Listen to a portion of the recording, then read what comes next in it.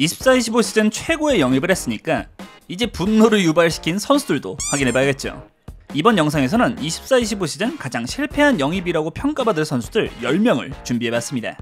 과연 누가 팬들을 숨막히게 했을지 한번 확인해보시죠.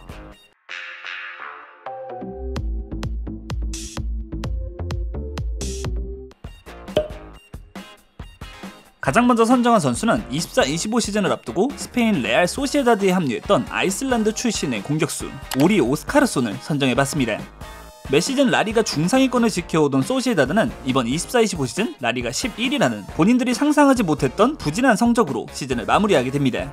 그리고 소시에다드가 부진했던 핵심 이유 중 하나가 바로 처참했던 득점력에 있었죠. 지난 23-24 시즌 리그에서 총 51골을 넣었던 소시에다드는 이번 24-25 시즌엔 리그에서 총 35골. 이 35골은 리그 최소 득점 3위에 해당하는 아주 부진한 공격력이었죠.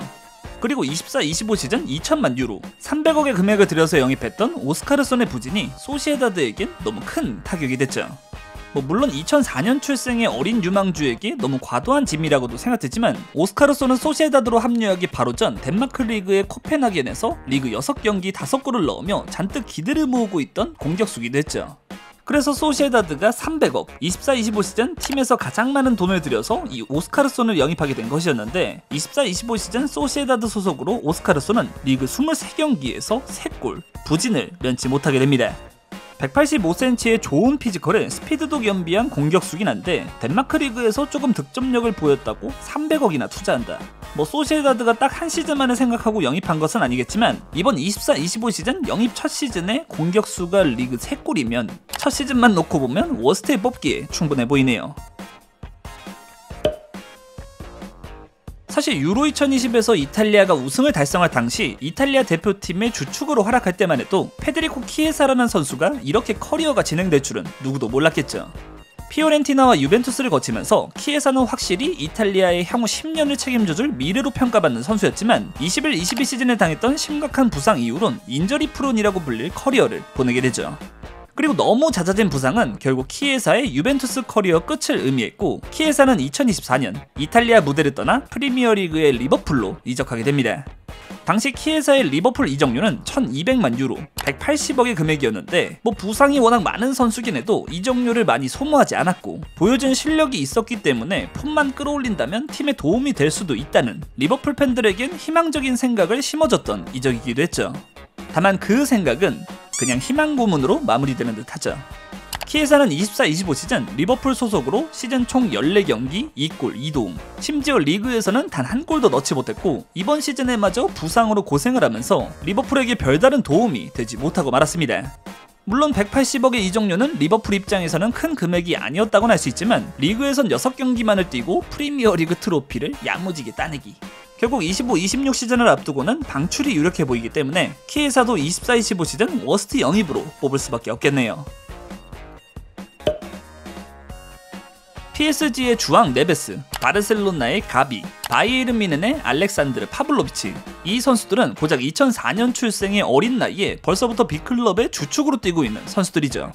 그런데 사실 이 2004년 출생 선수 중에서 가장 먼저 주목을 받았던 선수라고 한다면 도르트문트의 초특급 신성이라고 불렸던 유스파 무코코를 뽑을 수 있었죠.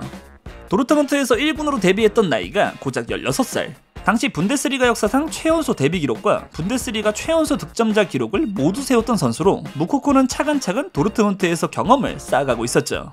다만 무코코는 도르트문트의 주전 공격수로 뛰기엔 아직 부족하다는 평가였고 결국 24-25 시즌을 앞두고 무코코는 프랑스의 니스로 임대를 떠나게 됩니다.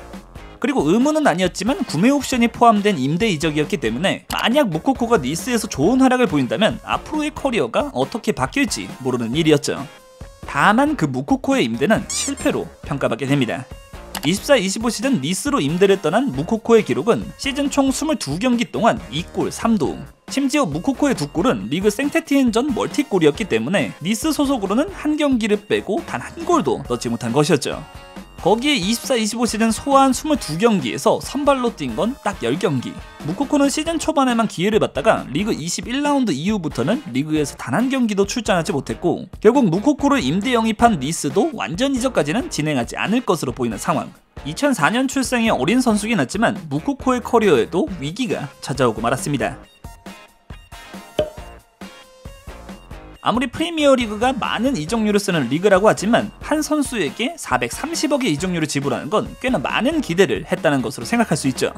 바로 2024년 크리스탈 팰리스에 합류했던 공격수 에디 은케티아를 네 번째로 선정해봤습니다. 24-25 시즌을 앞두고 크리스탈 팰리스는 절대로 잃고 싶지 않았을 마이클 올리세를 바이에른 뮌헨에게 내주고 말았고, 또 한 명의 주축 윙어였던 조던 아이유도 레스터 시티로 이적. 공격진 보강이 필수적이었다고 할 수 있었고, 그 팰리스의 선택을 받았던 선수가 바로 아스날에선 많은 기회를 받기 어려웠던 은케티아였죠. 그리고 팰리스는 구단 역대 최다 이적료를 기록하고 이 은케티아를 영입. 그만큼 은케티아에게 많은 것을 기대했다고 할 수 있는데, 은케티아의 영입 역시 워스트에 뽑힐 정도로 아쉬웠다고 할 수 있었습니다. 24-25 시즌 은케티아는 시즌 총 37경기에 출전해 7골 3도움. 특히 리그에서는 29경기 3골이라는 부족한 득점력을 보여주고 말았고, 팰리스 소속으로 리그 첫 득점이 27라운드였을 정도로 전반기로만 따져도 이미 최악의 영입이라는 평가를 받기에 충분했죠. 오히려 은케티아의 절반 가격에 영입한 이스마일라 사르가 후반기 팰리스 공격에 더 큰 도움을 줬고, 에베레치 에제와 장필린 마테타가 분전해줬기 때문에 팰리스가 리그 12위라는 성적이라도 기록할 수 있었다고 할 수 있죠. 그래도 클럽 레코드를 쓰고 데려온 선수를 한 시즌만 쓰고 처분할 수도 없는 일이고, 팰리스는 25-26 시즌 은케티아를 살려내는 일이 가장 중요한 일이라고도 할 수 있겠습니다. 분데스리가의 도르트문트는 260억가량의 세루 기라시를 영입해서 야무진 성공을 맛봤는데, 이 기라시보다 더 비싼 돈을 주고 영입했던 선수는 참담한 실패를 경험해야 했죠. 바로 24-25 시즌을 앞두고 도르트문트에 합류했던 얀 코투의 영입이었습니다. 이 코투는 23-24 시즌 스페인에서 돌풍을 일으켰던 지로나의 핵심이었던 풀백. 23-24 시즌 코투는 지로나에서 리그 34경기에 출전해 무려 10개의 도움을 기록했고, 이 브라질 출신의 뛰어난 공격력을 지닌 풀백은 24-25 시즌의 거치가 더 궁금해지는 선수기도 했죠. 그리고 이 코투를 품에 안았던 것이 도르트문트. 도르트문트는 한 시즌 임대 후 완전 이적 조항까지 곁들여서 임대료 포함 대략 3천만 유로, 430억의 금액에 코투를 영입하게 됩니다. 수비력에 약점이 있다는 평가를 받긴 했지만 공격력이 워낙 뛰어나기 때문에 그 점으로 커버하고자 한 것 같은데, 그 공격에서 부진을 보였으니 그냥 공수 모두 부족한 풀백이 완성돼버렸죠. 24-25 시즌 코트는 도르트문트 소속으로 총 30경기에 출전했지만 딱 한 개의 도움만을 기록. 그 30경기에서도 20경기가 로테이션이었을 정도로 코트는 지로나 시절의 임팩트를 전혀 보여주지 못했습니다. 심지어 24-25 시즌 도르트문트가 3백과 4백을 모두 사용했는데 부진을 보였으니 부상도 있었고 새로운 리그였다는 점도 영향이 있었겠지만, 430억을 쓰고 영입한 선수의 이 모습은 24-25 시즌 도르트문트 선수들 평가에서 하단에 위치하기에 충분했습니다. 한 시즌에 팀을 2번이나 옮기는 것도 쉽게 볼 수 있는 일은 아닌데, 그 두 팀에서 모두 부진을 보였다면 1타 쌍피? 여섯 번째로 선정한 선수는 현재 프랑크푸르트에 소속돼 있는 2003년 출생의 공격수 엘리에 와히를 선정해봤습니다. 프랑스 몽펠리에에서 1군으로 데뷔해 빠른 스피드와 운동 능력을 보여주는 스트라이커로, 와이는 21-22 시즌 몽펠리에에서 리그 33경기 10골, 22-23 시즌 리그 33경기 19골로 잠재력을 피워가던 재능이었고, 23-24 시즌 같은 프랑스의 랑스로 이적하면서 좀 더 강팀에서 커리어를 보내게 되죠. 그런데 와히는 23-24 시즌 랑스에서는 리그 27경기 9골, 오히려 떨어진 득점력을 보여주면서 24-25 시즌을 앞두고 또 다른 프랑스 리그의 팀인 마르세유로 이적하게 됩니다. 당시 와이의 이적료는 2,700만 유로, 400억이라는 큰 금액에 이적을 하게 되는데, 24-25 시즌 마르세유에서의 반 시즌 동안 14경기 3골 1도움. 와이는 주전 공격수로 기용했지만 부족한 득점력을 보여줬고, 부상까지 겹치면서 결국 반 시즌 만에 마르세유를 떠나게 되죠. 사실 이적 첫 시즌에 새로운 팀을 구한다는 게 어려운 일이긴 한데, 24-25 시즌 겨울 이적 시장에서 팀의 주포였던 마르무시를 잃었던 프랑크푸르트가 이 와이의 영입을 도전. 그래도 마르세유는 원금 비슷하게 회수는 해야 했기 때문에 300억의 금액을 투입해서 프랑크푸르트가 와이를 영입하게 됩니다. 그러니까 24-25 시즌 400억에 한 번 팀을 옮기고, 겨울 이적 시장에 300억에 또 한 번 이적. 그런데 와히는 남은 24-25 시즌 프랑크푸르트에서는 시즌 11경기 무득점, 더 심각한 부진을 겪게 됩니다. 심지어 그 11경기 중 선발 출전은 딱 한 경기뿐이었고, 마르무시를 완전 대체하진 못하더라도 어느 정도 해주길 바랬겠지만 그 기대를 전혀 충족시키지 못하게 됐죠. 그래도 2003년 출생으로 아직 22살에 불과하기 때문에 프랑크푸르트에선 좀 더 기다려보지 않을까 싶은데, 이거 만약 프랑크푸르트가 에키티케를 B클럽에 내주게 된다면 와이의 부활이 무조건 필요하겠네요. 24-25 시즌 이탈리아 구단이 영입했던 선수들 중 가장 비싼 이적료를 기록했던 선수 2명은 모두 유벤투스로 이적했던 선수들이었죠. 한 명은 5천만 유로, 750억가량의 아스톤빌라에서 유벤투스로 이적했던 더글라스 루이스, 그리고 또 한 명은 5,800만 유로, 루이스보다 비싼 860억가량의 유벤투스로 합류했던 펜 코프메이너러스 두 선수였죠. 근데 이거 둘 다 이렇게 될 줄은 유벤투스도 전혀 몰랐겠죠. 2019년부터 2024년까지 아스톤빌라에서 5시즌을 보낸 루이스는 아스톤빌라의 핵심 미드필더로 성장하게 되고 24-25 시즌을 앞두고는 많은 빅클럽들이 이 루이스의 영입에 도전하게 되죠. 그리고 그 경쟁에서 승리했던 것이 유벤투스. 750억이라는 이적료에서 알 수 있듯 유벤투스는 루이스를 핵심 자원으로 쓰기 위해 영입한 것이었지만 24-25 시즌 루이스는 리그 19경기를 포함 시즌 26경기 출전이 전부, 거기에 선발로 뛴 건 26경기 중 6경기 뿐이었을 정도로 루이스는 부진과 부상이 겹치면서 유벤투스에서 최악의 시작을 보내고 말았습니다. 그래도 루이스는 새로운 리그라서 적응 문제가 있었다는 핑계 아닌 핑계를 댈 수 있을 텐데 23-24 시즌 세리에 올해의 팀에까지 선정됐던 코프메이너러스의 부진은 예상 밖이었다고 할 수 있죠.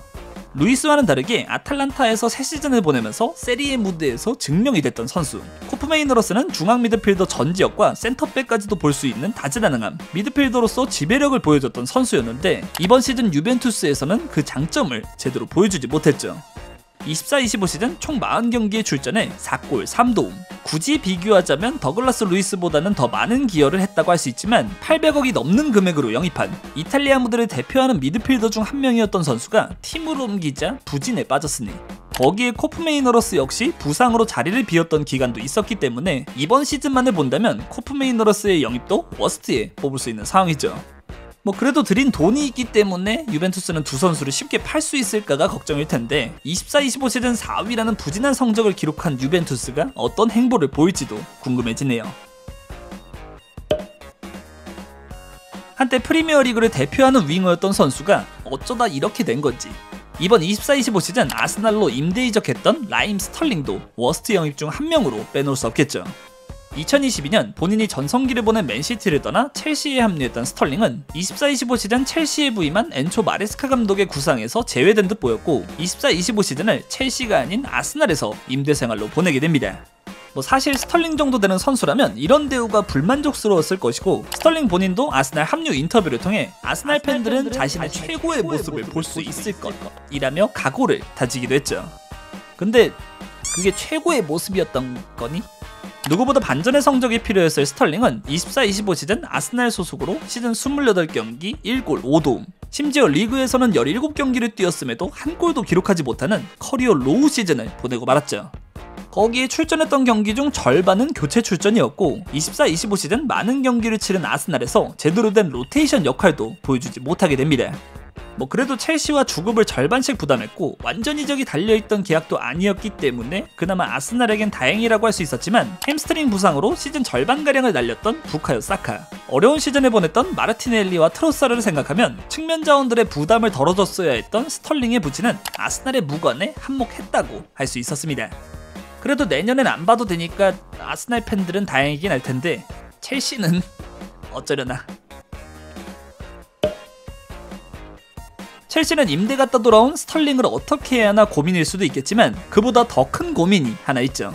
바로 임대에서 복귀하는 또 다른 선수 주앙 펠릭스 때문입니다. 2019년 최고의 유망주에게 수여하는 골든보이를 수상할 당시에만 해도 축구계의 새로운 슈퍼스타 자리는 이 펠릭스가 차지할 것이라는 기대감은 당연한 일이었죠.